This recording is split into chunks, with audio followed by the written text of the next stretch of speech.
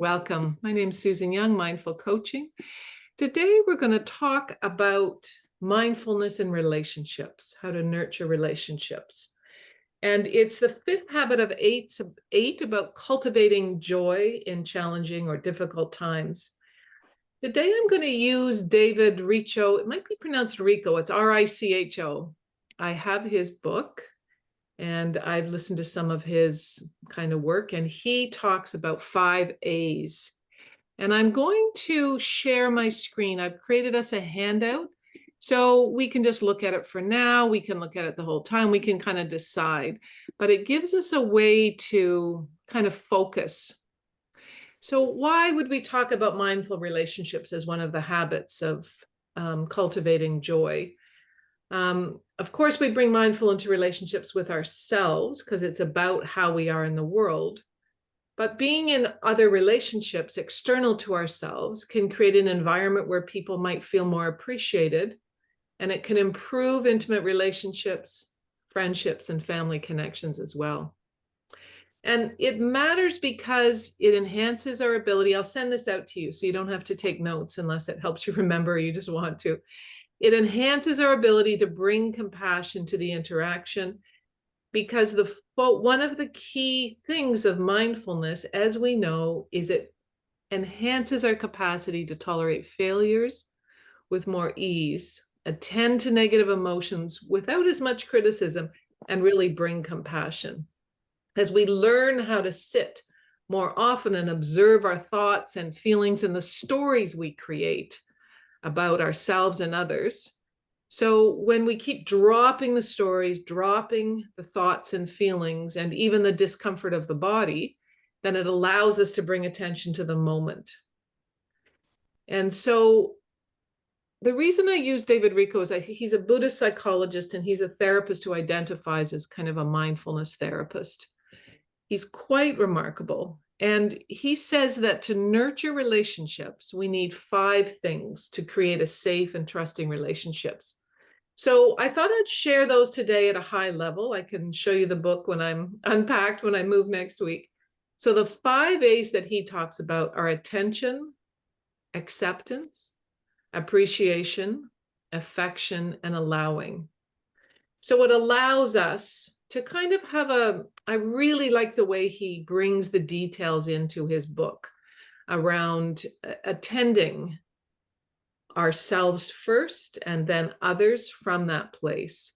So it gives us, he gives us kind of little charts and guidelines for something that's very nebulous and hard to pin down. So I'm just going to go through some of these at a high level, and then we'll pause and check in, and then we'll do a meditation based on these 5 A's, as David Richo calls them.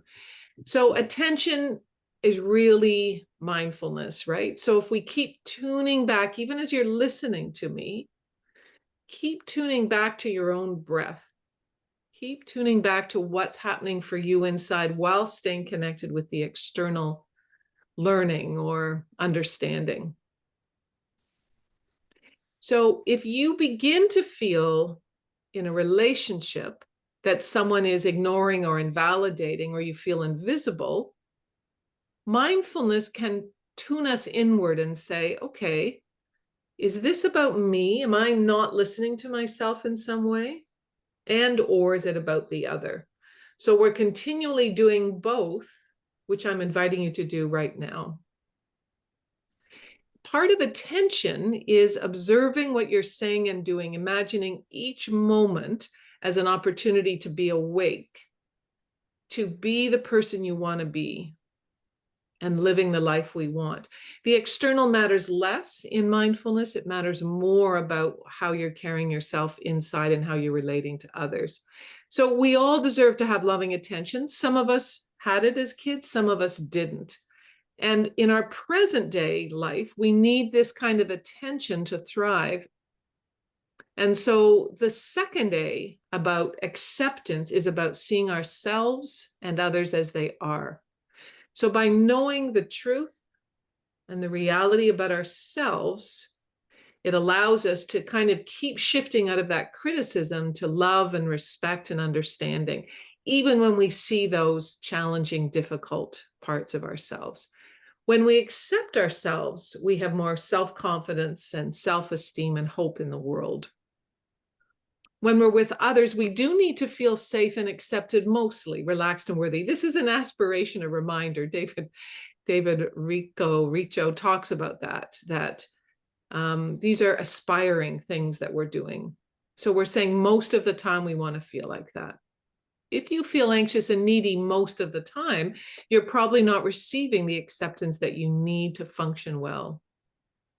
And again, we keep checking in with ourselves, because when we feel accepted for who we are, we feel a sense of stability, safety, and calmness, he says, which makes sense.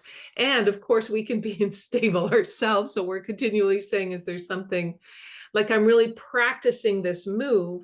I'm moving a week Thursday I did it longer than I usually do, and I'm really practicing stability.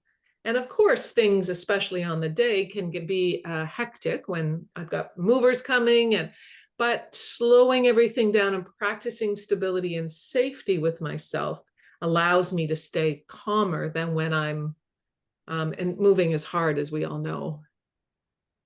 Even when you land in a house after being without a house for 3 years, as Allison did.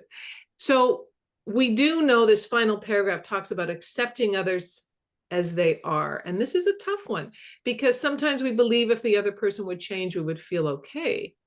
And that's actually not true. It's about our inner disturbance.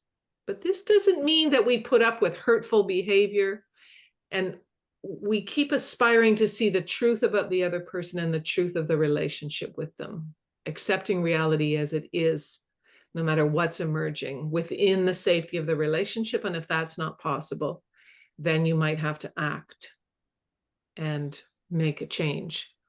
But that's still a choice. Now, the third one, appreciation, we spend a lot of time talking about gratitude in our practice and increasing that. And what we know is when we practice gratitude over and over again, we calm the central nervous system, so that increases our calmness, balances it with mindfulness, increases our safety and ease, and rewires the neural networks. And so to find a way of being reciprocally appreciating of others and yourself without being a kind of toxic positivity, which we've talked about here. You're so great no matter what. Some of us, and I know I've done this, is I paint a picture of the other person on top of their true self rather than being with them as they are. I'm making progress in this area. David Richo talks about affection as coming out of the first 3 elements: attention, acceptance, and appreciation, and then affection grows out of these elements. Affection needs safety.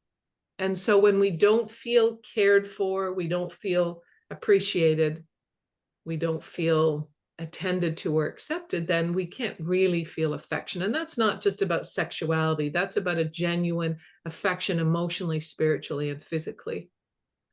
And then the 5th one, allowing, which we can aspire to, all of us, about letting ourselves and the other person be who each other fully are.